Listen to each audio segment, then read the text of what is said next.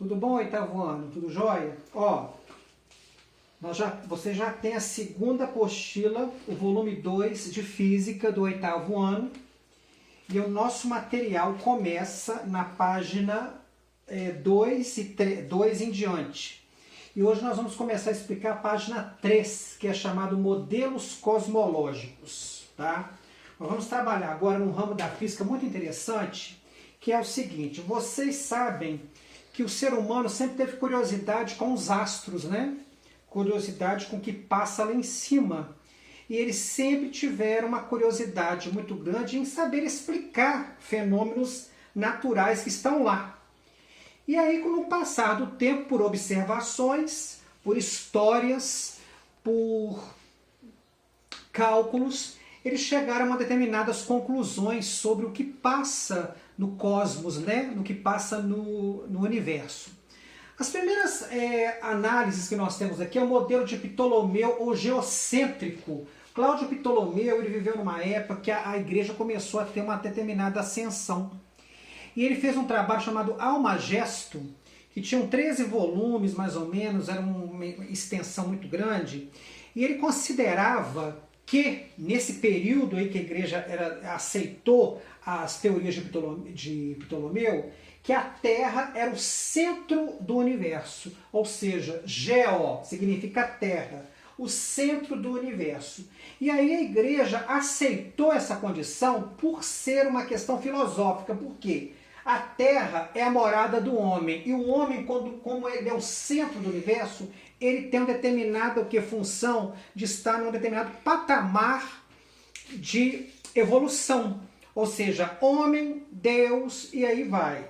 Tinha todo um aspecto filosófico de considerar o homem como centro do universo, da qual a Terra é moradia, né? O segundo modelo que foi banido, porque quando a igreja começou a perder o poder, a época de Nicolau Copérnico, ele fundou o heliocentrismo, ou seja, ele conseguiu descobrir que o Sol é o centro do universo, por estudos, e as órbitas, que são esses caminhos que os planetas fazem em relação ao Sol, eles são circulares.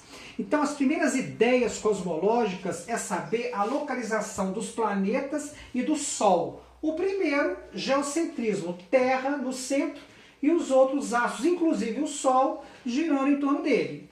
O segundo é o Sol, os planetas, inclusive a Terra, girando em torno dele. Ptolomeu,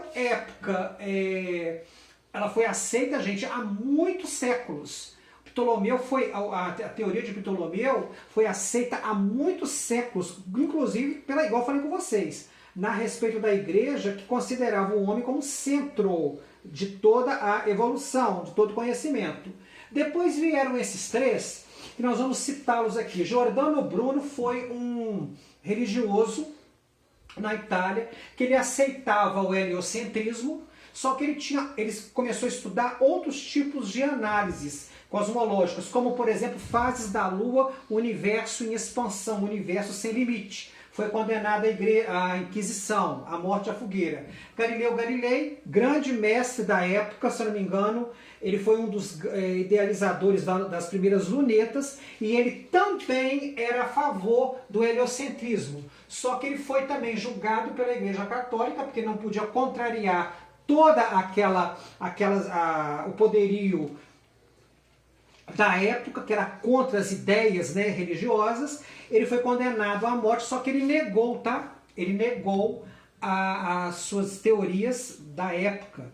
E Tycho Brahe, que ele também foi um dos grandes mestres da parte do estudo cosmológico, só que ele teve um porém. Ele aqui, gente, ele considerou o chamado modo híbrido. Ele considerou que a Terra, os planetas giram em torno do Sol, mas também o Sol gira em torno deles, né? Ele tinha toda essa capacidade aí, que ele foi muito observador, ele foi muito avançado na época. Então, a primeira aula mostra que essa que é a função do ser humano naquela época. Saber o que se passa no universo, o que se passa nos planetas, ó, lá em cima. E aqui tiveram esses homens que fizeram toda essa diferença, tá? Aí na próxima aula nós vamos falar de outras evoluções, de outros efeitos em que nós vamos estudar sobre Sol, a Terra, a Lua, os planetas, quais são os outros efeitos que foram descobertos lá em cima, ok? Um abraço para vocês.